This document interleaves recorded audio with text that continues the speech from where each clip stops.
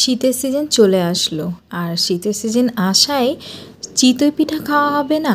চিতই পিঠা দিয়ে নানা রকমের পিঠা তৈরির আইটেম নিয়ে তোমাদের সাথে চলে এসেছি রেসিপি শেয়ার করতে। আজকের রেসিপিতে চিতই পিঠা দিয়ে কিভাবে ভিজা পিঠা বানানো যায় বা দুধ পুলি তোমরা যেটাই বলো না কেন, এই ভিজা পিঠাটা কিভাবে তৈরি করা হয় এবং রেসিপি নিয়ে আমি চলে এসেছি। এখানে আমি 2.5 কাপ পরিমাণ চালের গুঁড়ি নিয়েছি আর তাতে হাফ স্পুন পরিমাণ সল্ট নিয়ে, মানে তোমাদের স্বাদ মতো সল্টটা ইউজ করবা। আর এখানে হালকা কুসুম গরম পানি দিয়ে আমি গোলাটা তৈরি করে নিচ্ছি। আর এই গোলাটা তৈরি করতে যতটুকু ব্যাটারটা লাগে সেই পরিমাণ পানিটা দেখো, এটার থিকনেসটা কীরকম হয়েছে আমি দেখিয়ে নিচ্ছি। এরকম অবস্থায় আমি রেখে দিব প্রায় 15 থেকে 10 মিনিটের জন্য। তো এরপরে আমি আবার আরেকটা পাত্রে 5 কাপ পরিমাণ পানি নিয়ে এখানে গুড়টা আমি গলিয়ে নিচ্ছি। গুড়টাকে তোমরা ভালো করে জাল করে নিবা। তো অনেক সময় দেখা যায় গুড়ের অতিরিক্ত গুড়ের মিষ্টিটা খাওয়া যায় না, সে কারণে এখানে আমি কিছু চিনি ইউজ করতেছি। তো তোমাদের স্বাদ মতো বা মিষ্টিটা যার যেরকম লাগে সেরকম আমরা সুগারটা ইউজ করে নিয়ে জাল করে নিলাম। এরপরে আমি আমার সেই ব্যাটার থেকে আমি পিঠাটা তৈরি করতে চলে আসলাম। তো তোমরা অবশ্যই এখানে একটা টিপস দিয়ে রাখি, পিঠা তৈরির আগে পিঠার পাত্রটা অনেক ভালো করে গরম করে নিবে যাতে ধোয়া ওঠা গরম হয়। এই পর্যায়ে যদি তুমি পিঠাটা দাও, পিঠাটা কিন্তু খুব সুন্দরভাবে উঠে আসবে।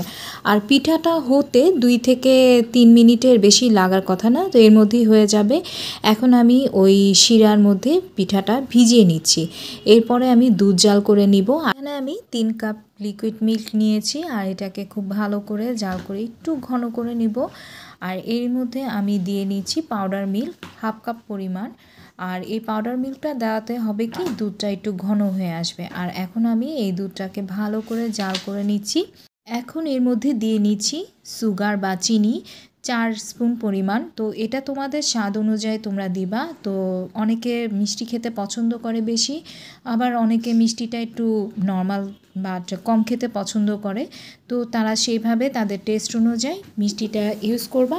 আর দুধটা হালকা গরম থাকতেই আর এই শিরায় ভেজানো পিঠাগুলোর উপরে দিয়ে নিচ্ছি।